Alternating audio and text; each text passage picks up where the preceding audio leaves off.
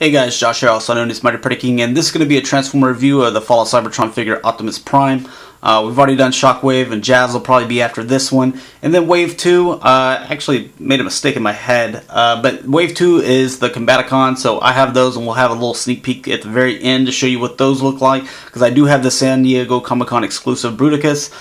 Wave 3 is going to be the one with Starscream, one of the Insecticons, and a couple of others, I forgot their names. But that is going to be at the end of October, beginning of November, if I read that correctly. So sometime around then. But what I wanted to do with this guy is give you one size comparison with the G1 figure and his robot mode. Then I have quite a few vehicle mode size comparisons, which that's the vehicle mode is the one that he suffers in. Excuse me, the most versus his robot mode. And I also wanted to give advice whether you should buy this. Now with the Shockwave figure, I said that he was a must-buy. He is an awesome figure.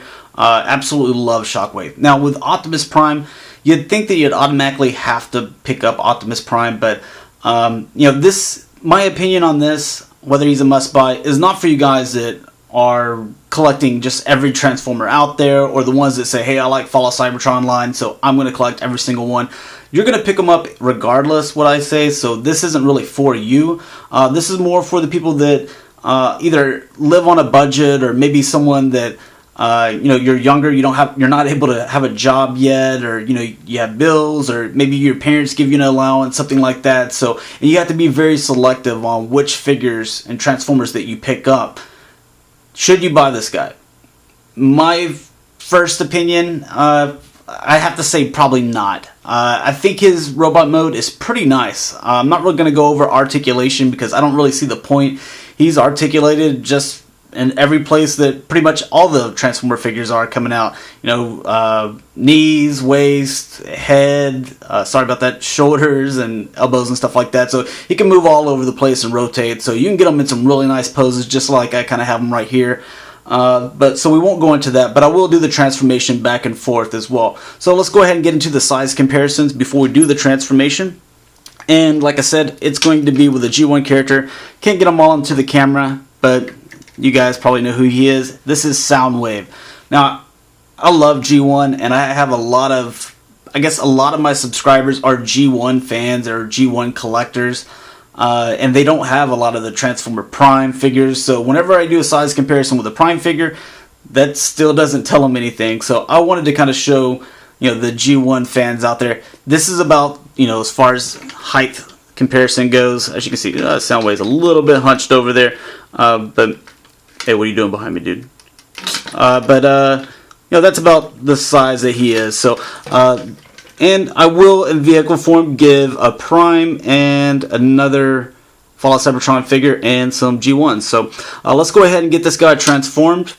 One thing that I do want to point out is the way you're supposed to transform this guy, or have him in his robot form, is with the smokestacks back. Hey, if you like that and you pick up this guy, you know, keep it that way. That's the way that the directions say they want you to have him. But again, I'm G1 for life, and I like the smokestacks up just like the original Optimus Prime. So let's go ahead and get this guy transformed. First thing we're going to do is make sure that his head is in the right place. Then we're going to rotate the fist and make that flat part facing the same side as the wheel, because this is going to be the outside. So if you don't do that, then it's just going to show his fingers. It's going to look a little silly. So make sure you have the fist done, because it is, do it now while it's easy. Before you already start getting them transformed, then it's a little bit more difficult then. Next thing that I'm going to do is I am going to rotate these arms up. That way I can come, oh, sorry, first you got to do that. Forget about that. Then you can start pulling down these shoulders here. Then you can close that cap, rotate these around, make sure that's out of the way, and collapse those at the elbow. And maybe you'll be able to see a little bit better here. Rotate that there and collapse that in. Then you'll see that there is a little peg here, a hole in there. No, Optimus, you're not allowed to come out. You're going to peg that into place there, peg that into place there. And with these right here, these are on ball joints, so you can just swing them around and they just snap together like that. So there is the front part, looking pretty decent, I guess you could say.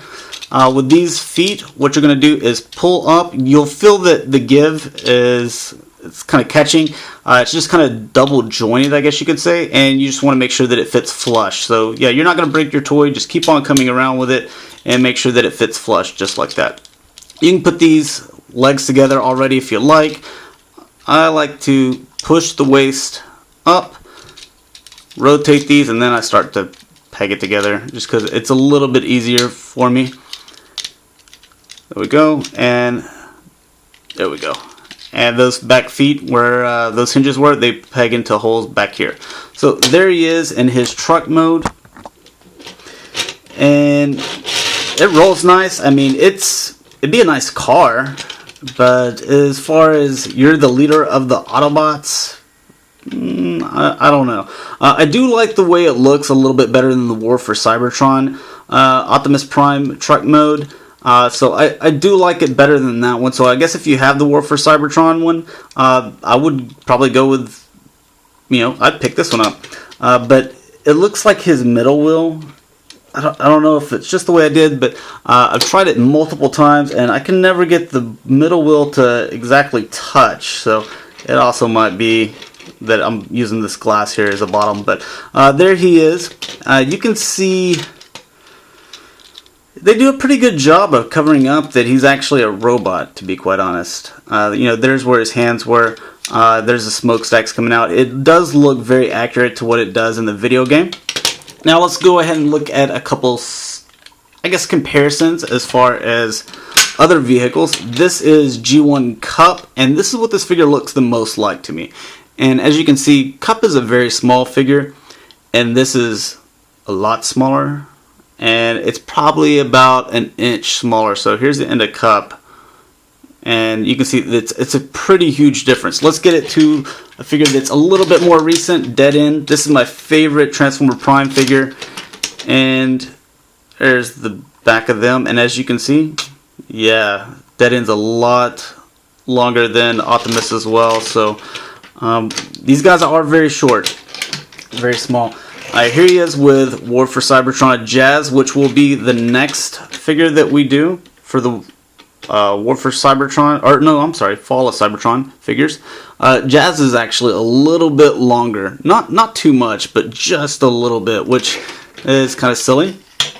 And here he is with Optimus Prime. So a lot of comparisons here. I guess you guys kind of get the idea.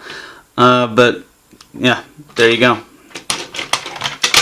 So let's go ahead and get this guy transformed back to robot form, and then we'll take a look at Bruticus and we'll be done. What I like to do is just unpeg that back there, go ahead and start rotating these legs around, and then you can flip these feet down and just make sure that you fit them down all the way. You can see how this is the way it's supposed to be. At first it'll feel like, oh, it's done. No, just keep on coming with it, and it'll sit at the bottom like that. So then with these, you're going to unpeg right here, these sides, and we will go ahead and start rotating up with the head, flip this part back, and when it plugs into place, that'll hold the head down in there.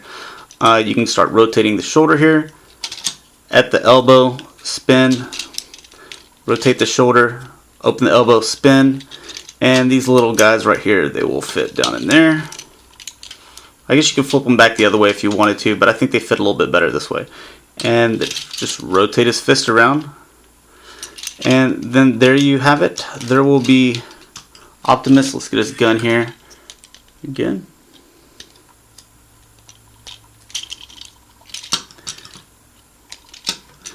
And there is Optimus Prime. Again, bend it at the knee a little bit so he poses a little bit better.